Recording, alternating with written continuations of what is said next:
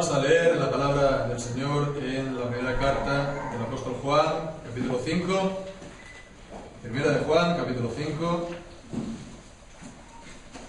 Y leemos en el versículo 18 ya hasta el fin, hasta el 21. Y dice así la palabra de Dios.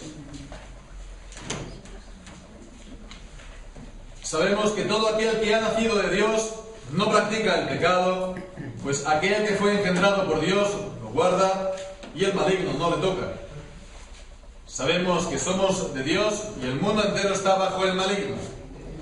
Pero sabemos que el Hijo de Dios ha venido y nos ha dado entendimiento para conocer al que es verdadero. Y estamos en el verdadero, en su Hijo Jesucristo. Este es el verdadero Dios y la vida eterna. Hijitos, guardaos de los ídolos. Amén. Llegamos al final de esta serie de la primera carta del apóstol Juan. Y bien, pues estos son los versículos, ya hemos visto que concluyen, ¿no?, la carta. Y como siempre, que se llega pues al final, un discurso, o pues, no sé, una reacción, o lo que sea. Entonces, es necesario que ya esta palabra que concluye, pues venga a dar, valga la redundancia, el punto final a todo lo que se ha venido viendo, ¿no? A todo lo que se ha venido viendo. Es decir, una palabra que brevemente recapitule a grandes rasgos lo esencial de lo que se ha venido viendo en la carta, que asiente, digamos, las ideas principales, ¿no?, que las haga firmes en nuestra mente y que eso pues se convierta en nosotros, esas ideas principales, en convicciones, en firmes convicciones. Y además también no solo esto, sino que también nos ofrezca pues y nos ponga ante nosotros un camino por el cual nosotros pues después andemos, ¿verdad? Lo que después nosotros hemos de poner en práctica, que nos den entonces unas directrices para seguir viviendo a la luz de todo lo que hemos ido viendo, ¿verdad? Bien, pues todo esto es lo que el apóstol Juan está haciendo en estos versículos. Esto ya es, después de lo que habíamos visto la semana pasada, acerca de pues la oración, la intercesión por los hermanos y también el pecado de muerte. Pues ahora ya, habiendo hecho esa, digamos, excepción del pecado de muerte, ya da esta palabra final. El apóstol Juan, en esta carta, pues ha sido pues una especie de gran director de orquesta, y ahora llega ya al final, al punto culminante, y bien, pues la sinfonía pues se va a acabar en estas palabras. Y muchos consideran, a ver el versículo 21, que acaba un poco de una manera abrupta, ¿no? Que de una manera muy tajante, ¿no? Que es como que no haya sido un final muy, utilizar la palabra musical, armonioso.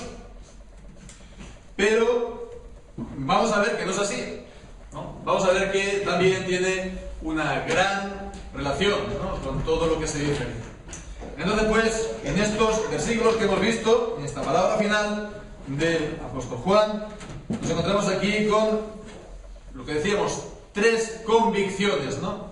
Nos dan unas tres convicciones principales, ¿no?, que es con la que nos tenemos que quedar, ¿no?, al final, ¿no?, pues al leer esta epístola. La primera, pues, gran convicción, tiene que ver con la vida, tiene que ver con nuestra vida, ¿no?, la manera de vivir nuestra vida como cristianos. En el versículo 18 leemos: sabemos que todo aquel que ha nacido de Dios no practica el pecado. Entonces aquí está hablando del nacido de Dios, que es el cristiano, se refiere al cristiano verdadero, aquel que Dios le ha dado vida espiritual, como veíamos la semana pasada. Antes de tener fe en el Señor Jesucristo, uno tiene vida física, pero no tiene vida espiritual, está muerto en delitos y en pecados. Entonces, el nacido de Dios es el que Dios le ha dado vida. Le ha dado vida por la palabra y el Espíritu Santo. Entonces aquí está hablando de él también regenerado, del regenerado. Y bien, pues aquí lo que está diciendo el apóstol Juan no es nuevo, porque ya lo dijo antes, en el capítulo 3, versículo 9, cuando dice: todo aquel que es nacido de Dios no practica el pecado. Todo aquel que es nacido de Dios no practica el pecado. Aquí sabemos que todo aquel que ha nacido de Dios no practica el pecado. Vemos, es prácticamente idéntico. Entonces, en los dos lugares vemos, se habla de cometer pecado. Cometer pecado, pero, bueno, la palabra, el verbo griego simplemente es pecar. Es simplemente pecar. Entonces, sabemos que todo aquel que ha nacido de Dios no peca. Y esto, pues claro, no significa que, no quiere decir aquí que Dios pues haya quitado en nosotros pues todo el resto de pecado, ¿no? Todo el rastro de pecado. Hemos estado viendo precisamente Génesis capítulo 3, hemos estado cantando el Salmo 51, está Romanos 5, nos dice, está Romanos 7, nos está hablando por lo tanto del pecado que está en nosotros, que es el pecado original. Bien, entonces esto no significa que ya el cristiano, el regenerado, el nacido de nuevo, no tenga nada de esto, no tenga ninguna tentación, no tenga ninguna inclinación al pecado, ni siquiera que nunca vaya a caer. ¿Por qué? Pues entonces estaría pues contradiciendo con prácticamente lo primero que dijo el apóstol Juan. En el capítulo 1, versículo 8 dice: si decimos que no tenemos pecado, nos engañamos a nosotros mismos y la verdad no está en nosotros. Y en el versículo 10 dice: si decimos que no hemos pecado, le hacemos a él mentiroso y su palabra no está en nosotros. Entonces vemos, ¿no? No significa esto que los cristianos que han nacido de nuevo sean perfectos o que incluso que nunca pequen, ¿no? Desgraciadamente, pues pecamos, desgraciadamente. Porque el pecado, pues, forma parte todavía de lo que somos, ¿no? Entonces, lo que está diciendo aquí el apóstol Juan, ya lo vimos en su día, lo que significa estas palabras es que el pecado es contrario a lo que somos como creyentes. El pecado es contrario a nuestro ser más íntimo, se puede decir. El pecado es contrario a nuestra mente. Es contrario a pues nuestra a nuestra mente, a lo que nosotros verdaderamente nos deleitamos, que es la palabra de Dios. Hasta el punto de que se puede decir que el pecado que hacemos no es nuestro. Hasta el punto que decimos que no es nuestro, que no somos nosotros quienes lo hacemos. Y porque esto nos puede sonar a lo mejor extraño, pero es lo que dice el apóstol Pablo en Romanos 7, en el versículo 20, cuando dice: si hago lo que no quiero, ya no lo hago yo. Vemos, ya no lo hago yo, sino el pecado que mora en mí. Entonces vemos, está viendo al pecado como algo externo a lo que yo soy, externo fuera de lo que yo soy, fuera de mi ser, de lo que yo amo, de lo que yo me deleito, pero que desgraciadamente todavía está en mi vida. Entonces esto es algo también importante, vemos, hermanos, pues de ver las cosas así, de nuestro propio pecado, ¿verdad? Si nosotros hubiéramos hecho un crimen, si nosotros no hemos hecho un crimen, ¿no? Y viene pues la policía y nos acusa de un crimen, pues ¿qué vamos a decir? No he sido yo quien lo he hecho, ¿verdad? ¿No? Vamos a tener, pues, nos defenderíamos, ¿no? Bueno, pues, el pecado que nosotros hacemos, evidentemente lo hacemos nosotros, ¿no? No es exactamente lo mismo, pero hemos de decir, no es nuestro. Porque ese no soy yo. Ese que está pecando no soy yo. Ese que está pecando, pues, está ahí todavía, pero yo soy el Hijo de Dios que se deleita en la palabra de Dios. Y esto también nos ayuda a ¿qué? A aborrecer más el pecado, al verlo como algo que no es mío, no es mío, no es mi propiedad. Esto nos ayuda a abominarlo, a rechazarlo. Es algo que no es mío, que está en mi vida, pero que no es mío, no me pertenece. Bien, pues es de verlo pues de esta manera. Y bien, pues nos dice también aquí en el versículo 18 nos dice más. Porque no solamente nos está diciendo esto de que es algo exterior a mí, sino dice que no peca, ¿no? No peca. La norma suya, su vida no está caracterizada por el pecado, ¿verdad? ¿Por qué dice? A continuación dice, pues aquel que fue engendrado por Dios lo guarda y el maligno no lo toca. Bien, este es el texto que nos encontramos aquí en la revisión, la traducción de la Reina Valera del 60, cuando dice, pues aquel que fue engendrado por Dios lo guarda. Debemos decir que aquí la Reina Valera del 60 introdujo un cambio. La Reina Valera del 60 normalmente sigue el texto recibido griego, pero aquí pues lo cambió y siguió el texto crítico. En el texto recibido, es decir, el texto griego recibido que está pues al origen de la Reina Valera y de todas las Biblias de la Reforma, el texto griego recibido pues decía lo siguiente: aquel que fue engendrado por Dios se guarda a sí mismo, se guarda a sí mismo. Y así estuvo en la Reina Valera desde 1602 hasta 1909. Así está en las Biblias más importantes de la Reforma, la Biblia de King James, la Biblia de todas las lenguas, en francés, en checo. Aquel que fue engendrado por Dios, el nacido de nuevo, se guarda a sí mismo. Se guarda a sí mismo de pecar. Entonces vemos que, por supuesto, hemos de decir, claro, en el fondo, por supuesto, es Dios quien lo guarda. En el fondo, es Dios quien lo guarda. En Juan capítulo 10, versículo 28, Jesús dice, es el buen pastor, y dice, nadie arrebatará mis ovejas de mi mano. Nadie arrebatará mis ovejas de mi mano. Y en Filipenses capítulo 2, versículo 13, y lo hemos leído pues al inicio, la lectura de la palabra, en el culto, hemos visto que, dice Pablo, es Dios quien en vosotros produce el querer como el hacer, por su buena voluntad. Es Dios el quien, por lo tanto, nos guarda. Es Dios quien nos guarda. Pero cuando estamos leyendo entonces esto, que dice que aquel que ha nacido de Dios no peca porque se guarda a sí mismo, lo que nos está diciendo es que no hemos de pensar que Dios pues nos guarda y que nosotros no hacemos nada. No hemos de pensar que Dios nos va a guardar de pecar y nosotros pues no tenemos que hacer nada para evitar el pecado. Si nosotros no hacemos nada por evitar el pecado, lo más seguro es que vayamos a pecar. Es lo más normal. Entonces, Dios nos guarda, sí, pero la manera de guardarnos es normalmente guardándonos nosotros, a nosotros mismos.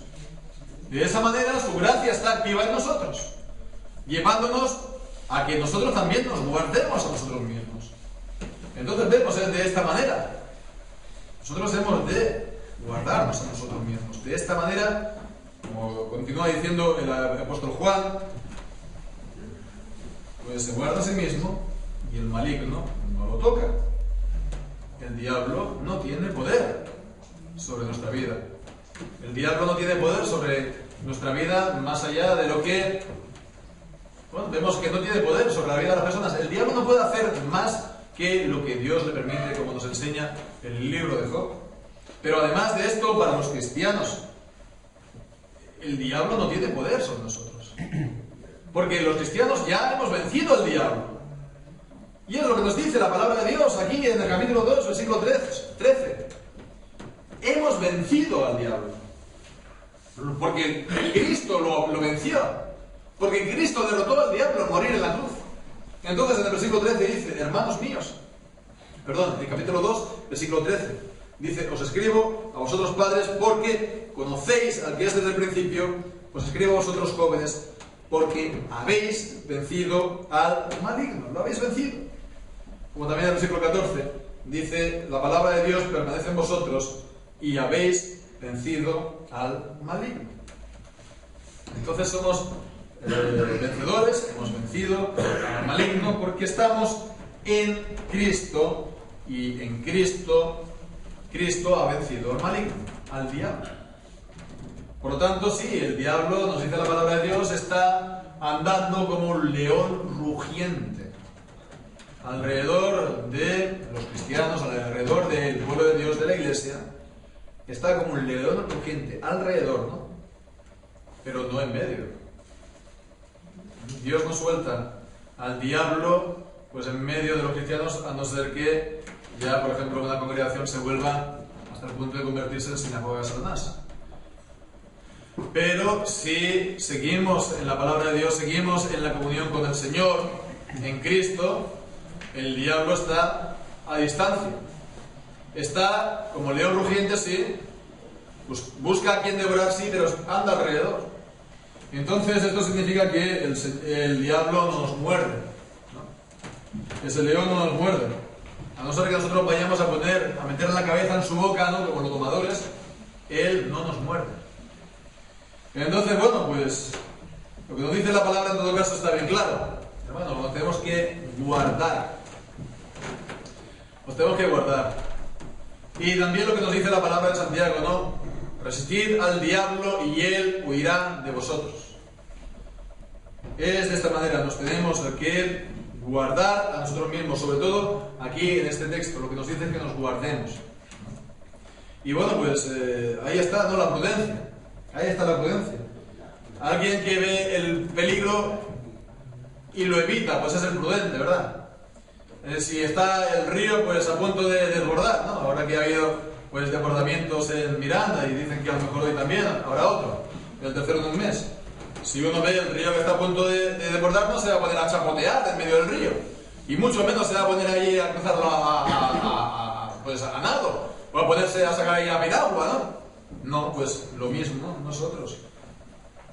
Si conocemos el peligro, si conocemos cuáles son nuestros puntos débiles, si conocemos aquello que nos puede hacer caer, ¿no?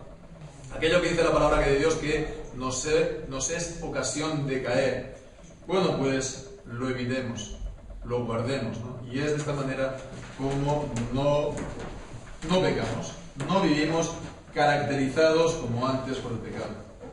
Y esto es una parte muy importante de nuestra vida, de nuestra santificación, y nos ha de ocupar toda nuestra vida, ¿verdad? Cada día hemos de hacernos de comer, mañana, tarde y noche. Y cada día hemos de lavar los platos, ¿verdad? Son tareas de cada día. Pues esto es algo que tiene que ser de cada día, ¿no? De todos los días. Nos tenemos que guardar de las cosas que sabemos que son para nosotros ocasión de caída. Bien, esa era la primera gran convicción. La segunda gran convicción, vemos a continuación, tiene que ver, es acerca del mundo. Versículo 19. Sabemos que somos de Dios, habla de los cristianos, de los renacidos, de los regenerados. Somos de Dios y el mundo entero está bajo el maligno. El maligno aquí, por supuesto, está hablando del diablo. El diablo. Bien, pues entonces, el nacido de Dios, el nacido de nuevo, el cristiano es de Dios, no es del mundo. No es del mundo. Está en el mundo, pero no es del mundo. Porque Él es de Dios. Él es de Dios porque Cristo lo ha comprado. Lo ha redimido. Esta palabra redimir significa comprar. Significa comprar. ¿Con qué lo compró? Con su sangre, es decir, con su muerte, con su sacrificio. Lo compró. ¿Quién lo tenía? ¿De quién era propiedad antes? Del diablo. Pero lo compró con su sangre y ahora ¿de quién es? Propiedad de Dios. Entonces, es de Dios porque también ha nacido, me dice aquí este texto, ha nacido de Dios, ha nacido del Espíritu Santo. Entonces, como dice el apóstol Pedro en la segunda carta, dice, él es participante de la naturaleza divina. Y veíamos hace unas semanas, él tiene la vida eterna, como Dios es vida eterna a sí mismo. Bien, pues entonces somos de Dios. Y somos entonces propiedad de Dios. Propiedad de Dios, ya no somos del mundo, somos propiedad de Dios. Y es entonces como dice Pablo en Romanos capítulo 14, en el versículo 8. Romanos 14, 8, dice: pues si vivimos, para el Señor vivimos, y si morimos, para el Señor morimos. Así, pues sea que vivamos o que muramos, del Señor somos. Somos del Señor, toda nuestra vida. Si vivimos, para Él vivimos, somos suyos. Si morimos, pues nos ha tocado morir porque el Señor lo ha dispuesto y para el Señor morimos. Somos del Señor, ya no somos del mundo. Esta es la consecuencia que saca aquí, entonces, aquí el apóstol Juan. No somos del mundo. Sabemos que somos de Dios y entonces no somos ya del mundo. Y bien, pues, entonces vemos el mundo. Hablando del mundo, pues el mundo sabemos que es, por supuesto, creación de Dios. Aquí dice que el mundo entero está bajo el maligno, está bajo su poder y está bajo su autoridad, pero el mundo es creación de Dios. El diablo no ha creado nada. La creación, los cielos, la tierra, el mundo, ni siquiera las personas, el diablo no ha creado nada. El diablo, en todo caso, es un falsificador, pero no ha creado nada. El mundo es una creación de Dios. Y Dios es su gobernador, Dios es su rey. Dios es quien manda, quien gobierna, quien dirige todas las cosas. Sin embargo, está aquí bajo el diablo. ¿Por qué? Porque el mundo está, pues, bajo los efectos de la caída que hemos leído también en Génesis 3. De la caída de Adán. Ese no fue solamente un pecado que solamente le afectó a Adán, sino afectó a Adán, a Eva y a toda su descendencia, ¿verdad? Hasta el día de hoy, a todos nosotros en todas las naciones de la tierra. El diablo ha echado a perder la creación de Dios. El diablo ha echado a perder al hombre. El diablo ha echado a perder sus facultades. El diablo, pues, y el pecado, pues, ha hecho que el mundo, pues, que había sido creación de Dios, ahora sea, pues, el lugar de la rebelión en contra de Dios. Entonces está bajo el poder del maligno, dice aquí. ¿Por qué? Pues porque está en pecado. Porque está, pues, en rebelión contra Dios. Está, por lo tanto, bajo la ira de Dios. Y está, por lo tanto, también bajo la condenación de Dios. Por todas esas cosas, el mundo está bajo el maligno. Entonces aquí el mundo, hemos de pensar que son aquellos que no han nacido de Dios, ¿verdad? Aquellos que no han nacido de Dios.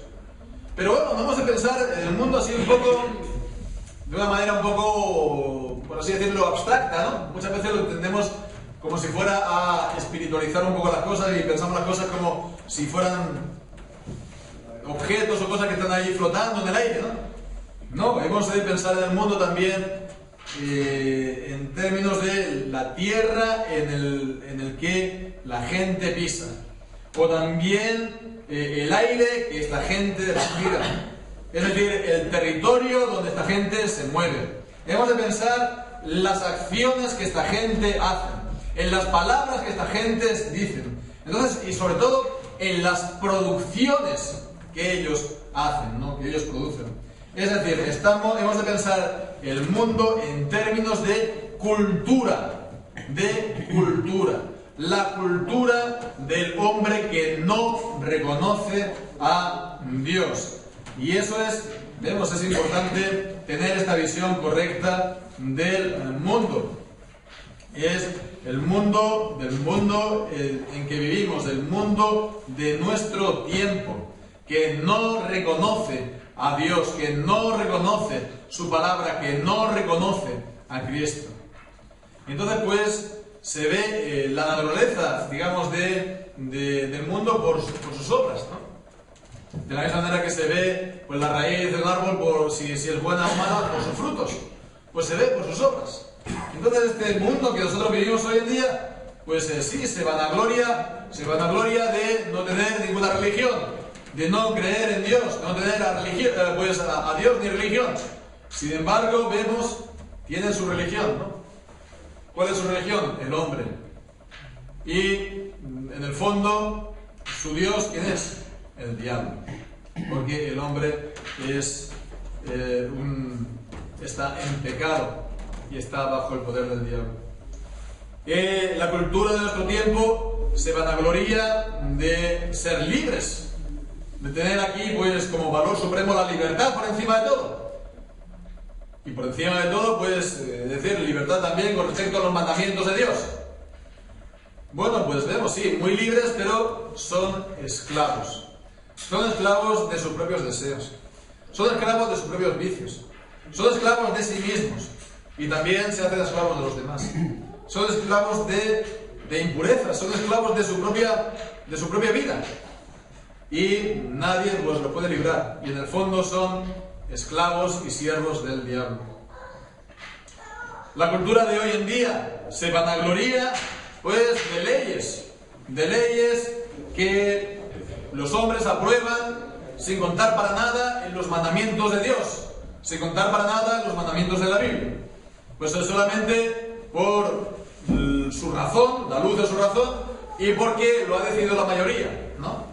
Bien, pues ellos se ufanan de esta manera de justicia. Sin embargo, ellos condenan en vida a los más débiles de la sociedad y sobre todo condenan a los más débiles de todos, los condenan a no vivir, que son los seres humanos en el vientre de su madre, los condenan a no vivir.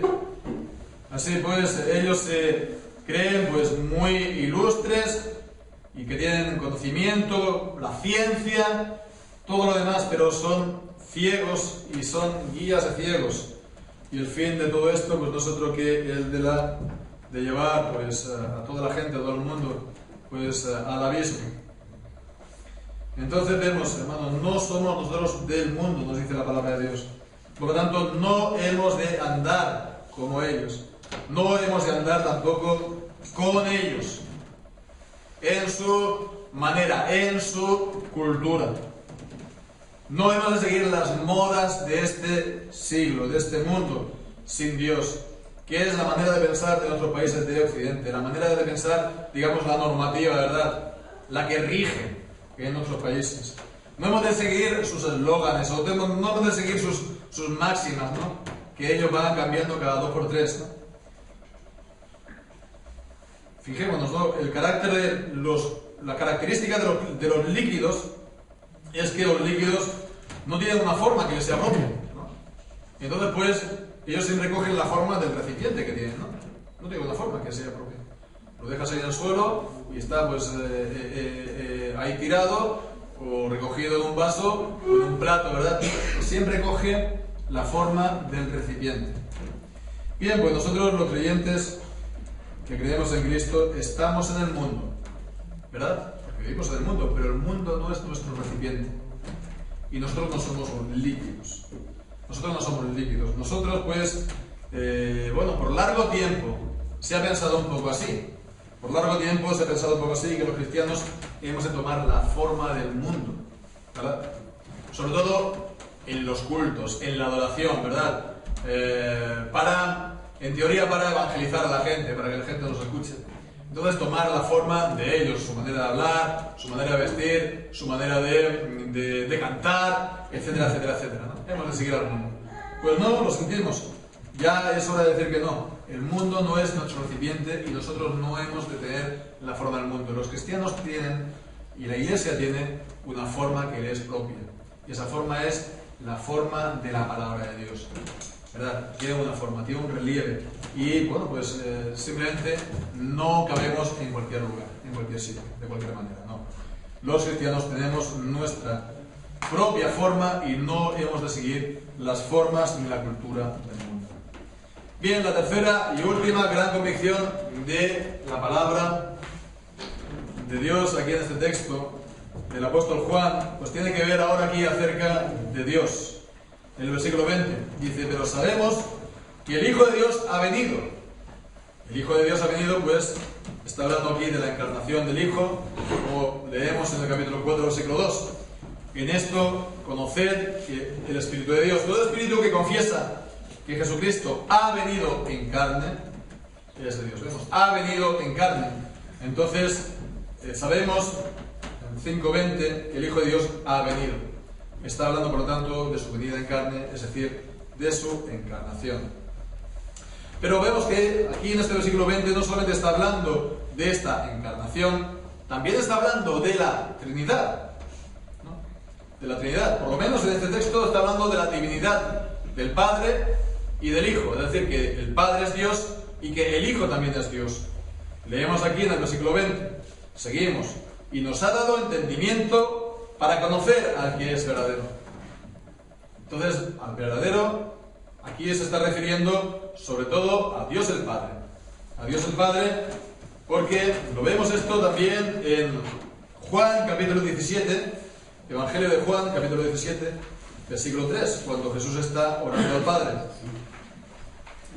Y dice, y esta es la vida eterna, que te conozcan a ti, el único Dios verdadero, y a Jesucristo, a quien has enviado.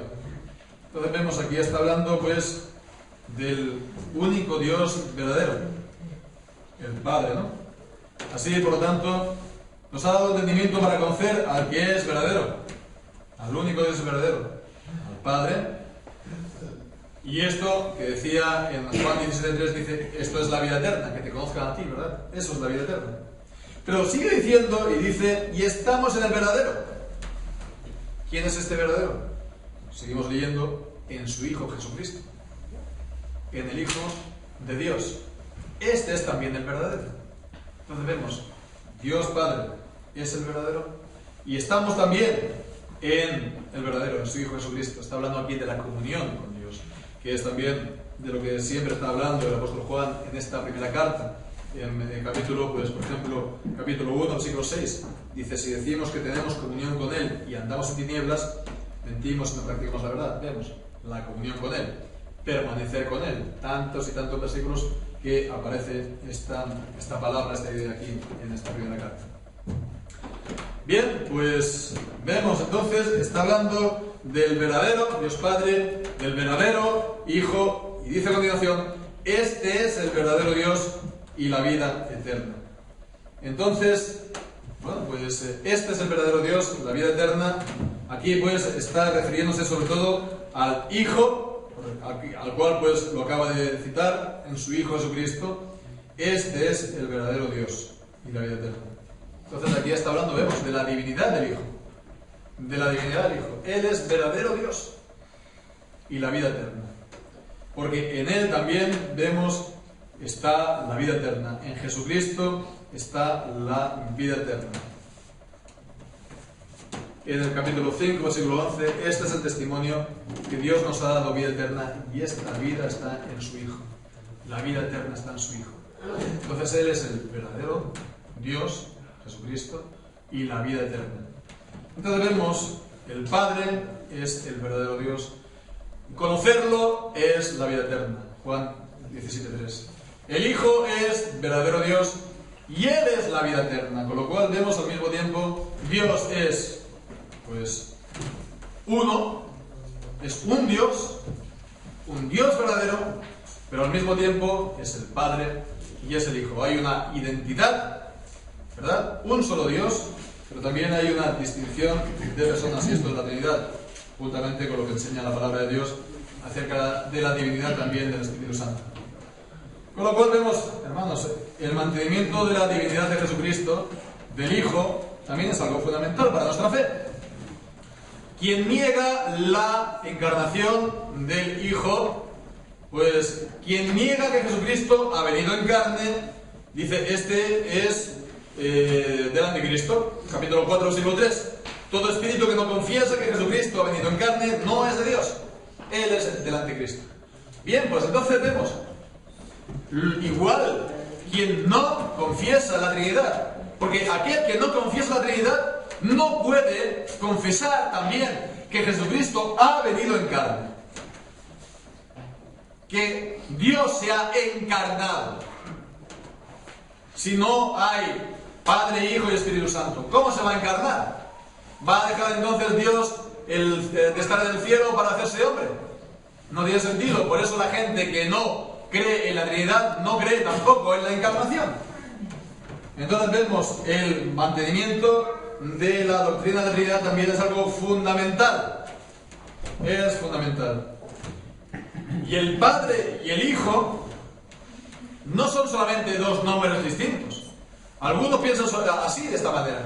El Padre y el Hijo son solamente dos nombres distintos que ahora Dios se pone o se quita, pero sin más, ¿no?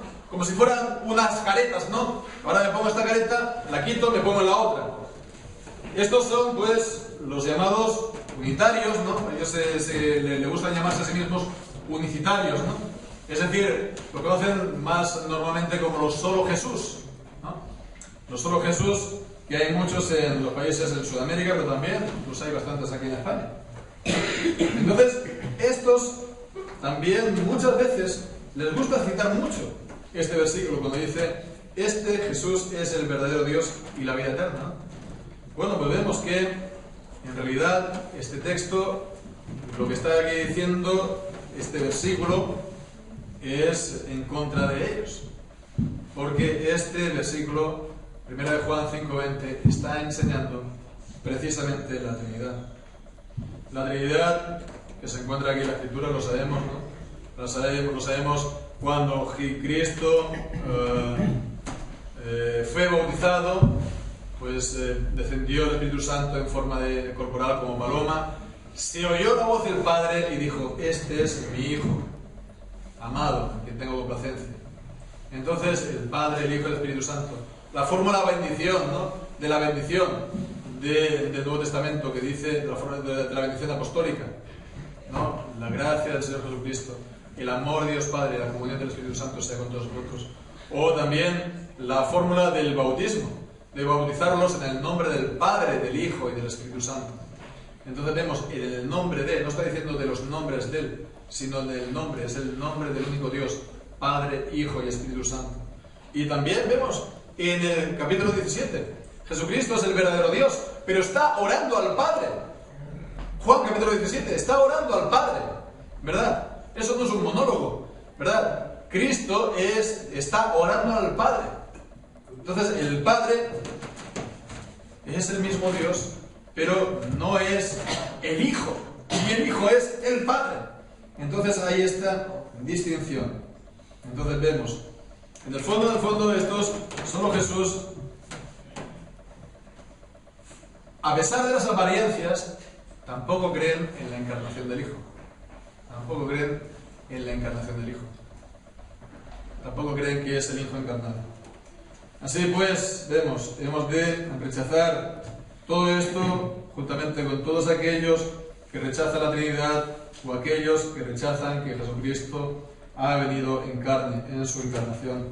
Esto no es la enseñanza de la palabra de Dios acerca de Dios. Y ellos dirán: no, es que yo no lo entiendo, yo no lo comprendo, estos son historias que yo no llego a comprender. Bueno, pues es que nos está diciendo aquí la palabra esto, que para conocerlo, Dios le tiene que dar a uno entendimiento. Dice: nos ha dado entendimiento para conocer al que es verdadero. Esto no es algo natural. Esto no es algo natural. Esto no es algo que uno pues tiene de sí mismo. Esto es un don de Dios. Nadie puede conocer a Dios de manera natural, sino que Dios se lo revela por su palabra y por el Espíritu Santo. Entonces es necesario recibir este entendimiento que está mucho más allá de nuestra mente natural.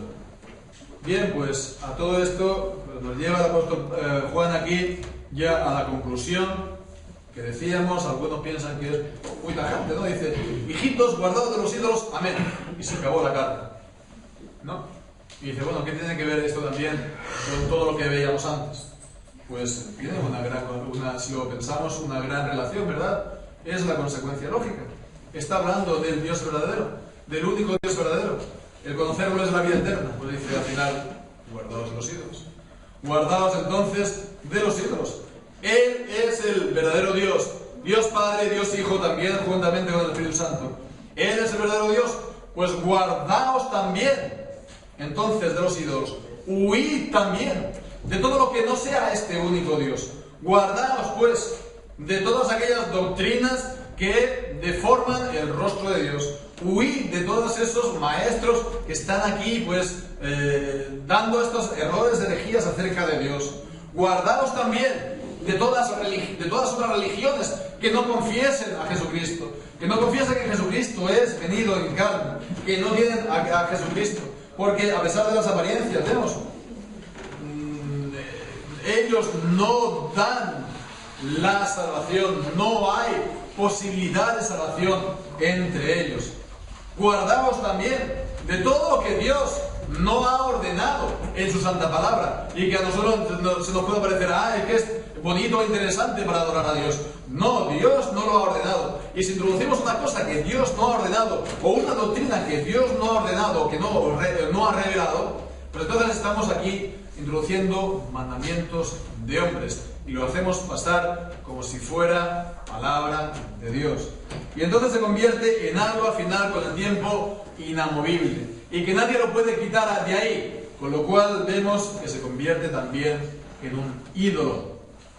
Guardaos entonces también de todas aquellas cosas que pueden ocupar el lugar de Dios en nuestra mente y en nuestro corazón. Algunos pueden ser la ideología. Guardaos entonces de la ideología, ¿no?, que toma el lugar de Dios. Y cuando decimos de ideología, algunos dirán, no, claro, entonces se tienen que guardar los comunistas del comunismo. Sí, de acuerdo, porque el comunismo es una ideología atea, de acuerdo, pero también nos tenemos que guardar, ¿verdad?, de toda otra ideología que no sea, pues, el nombre de Dios y su palabra, ¿verdad? La ideología, por ejemplo, del liberalismo es tan falsa como la del comunismo, y es su primo hermano. Y si la ideología del comunismo es atea, la del liberalismo, pues se dirá que es agnóstica. Es lo mismo porque es ateísmo en la práctica. Entonces guardaos también de todo ídolo del corazón, toda aquella cosa que pueda ocupar el lugar de Dios en nuestra vida práctica, ya sea trabajo, ya sea dinero, ya sea familia, ya sea honra, ya sea viajar, ya sea conocimiento, ya sea lo que sea, todo aquello que uno ame más que a Dios y a Cristo y a su palabra, eso es un ídolo en nuestro corazón. Y nos tenemos que guardar de estas cosas porque una de dos, o son directamente malas, ¿verdad?, o puede incluso que no lo sean, que sean cosas de esta vida, ¿verdad? La familia o el trabajo, que por sí no es malo, pero eso es de esta vida y eso no va a ninguna parte. Esto no te va a dar la vida eterna. Y nosotros pues tenemos el corazón creado de una manera que nos damos de todo corazón a las cosas que amamos. Y de esa manera pensamos que vamos a tener las cosas estas para siempre y que van a ser nuestras para siempre y que vamos a tener como si fuera la vida eterna, pues disfrutándola a estas cosas. Pues no es así, porque las vamos a disfrutar pero solamente para un tiempo. Entonces el mundo pasa, nos dice el apóstol Juan en el capítulo 2, y sus deseos, pero el que hace la voluntad de Dios permanece para siempre. Lo único que permanece para siempre es Dios y su palabra, ¿verdad? Y nosotros permanecemos para siempre solamente si guardamos su palabra. Entonces nos tenemos que guardar de todos los ídolos. Hemos de huir de la idolatría. Hemos de apartarnos de toda aquella cosa que sea en contra de Dios o que tome el lugar de Dios en la vida, en la mente, en los corazones de las gentes y en los nuestros. Y entonces esto ha de ser, vemos, hermanos, las convicciones que han de estar en nuestra alma, que nos han de fortalecer, y han de ser también nuestro escudo, dice la palabra de Dios, ¿no?, que han de ser nuestro escudo ante los ataques del diablo, y han de ser también pues aquello que nos haga avanzar en la vida, ¿verdad? Estos han de ser los zapatos que nos hemos de poner para avanzar pues, en el camino del Señor. Entonces vemos estas tres convicciones acerca de la vida del cristiano, acerca del mundo y acerca de Dios. Entonces nos hemos de guardar entonces del pecado, nos hemos de guardar del mundo y nos hemos de guardar de los ídolos y de la idolatría. Y de esta manera, hermanos, pues vamos a andar con libertad, con anchura, en los caminos de Dios y su palabra, nosotros y nuestros hijos, en el pacto de Dios, desde ahora y para siempre. Amén. Amén.